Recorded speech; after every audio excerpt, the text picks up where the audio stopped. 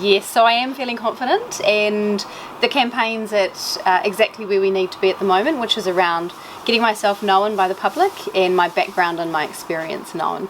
My daughters are very supportive about me standing for the next Mayor of Auckland, and they're quite excited actually, yes. Yeah, the repairs have gone from, I think it was $4 million to $31 million. So that's a clear example of where the council haven't done due diligence on the building properly. So in terms of when they purchased the building, they should have had reports that showed how much work needed to be done, and they've completely underestimated the cost of fixing the concrete slabs on the outside of the building.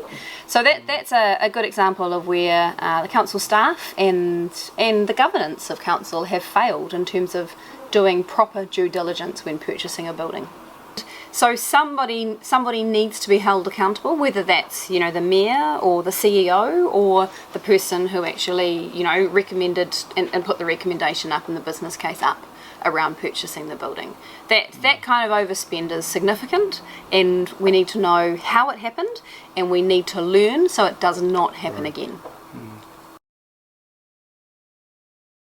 So I think the Port of Auckland needs a good look at. So when you look at how fast Auckland is growing and how much containers, or how many containers are going to need to come through the ports in the next 10 to 15 years, the port has to grow, and in its current location it can't really grow too much more because Auckland has said it's not going to go into the harbour. So I think if you're looking at the port as a long-term infrastructure asset for Auckland, then we are going to need to move it. It's served us well, but it won't serve us well moving forwards. And countries around the world have realised this. So for example, Sydney have already moved their port. Seattle is in the midst of moving their port as well.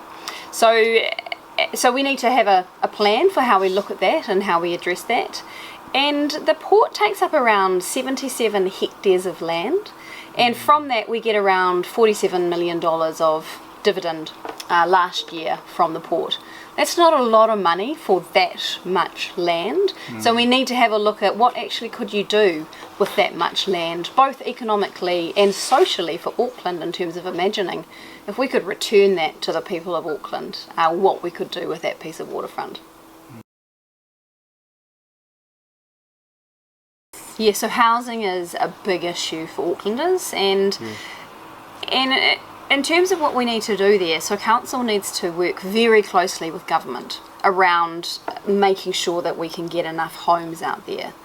And it starts with making sure that there's enough land, so between the government and the council, that we've freed up as much land as we can.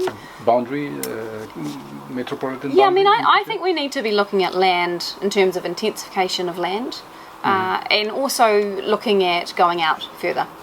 So we do need to be looking at, and the ratio is currently around 70% in the boundary and 30%, you know, going out.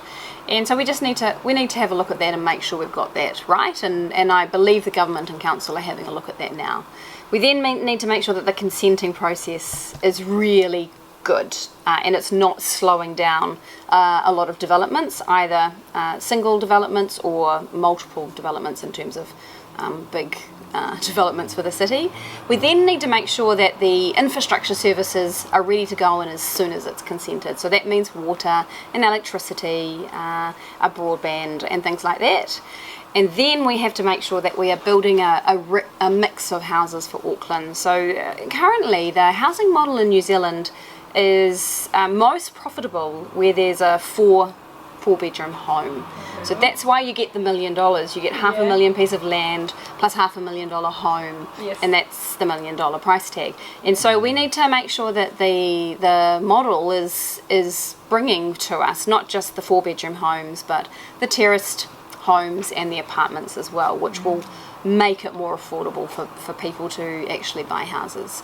So I think there's a lot of work to be done to make sure that the supply chain is working well to deliver the houses. We know that there's not enough land being made available. We know that consenting can be a bit slow and time consuming. In instances, infrastructure's going in quickly, but in other instances it's taking a long time. So there is a lot of work to be done in partnership with the government on housing. So I think with 750,000 people requiring housing from us in the next 20 to 30 years, I think we need both. We have to go up and we have to go out. And you contrast that to London, so the population growth of London over that same time period is about 1.5 million. So we're growing at half the rate of London, which is phenomenal.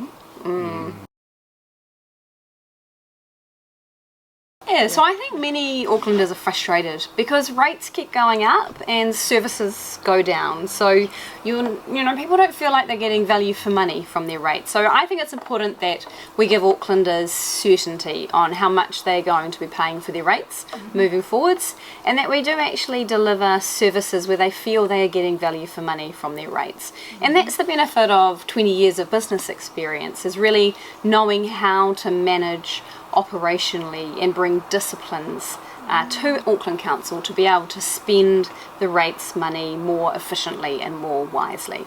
I think it's really important, and I think Aucklanders are demanding that, and they should be. Hi, this is my WeChat account, so please do get in contact.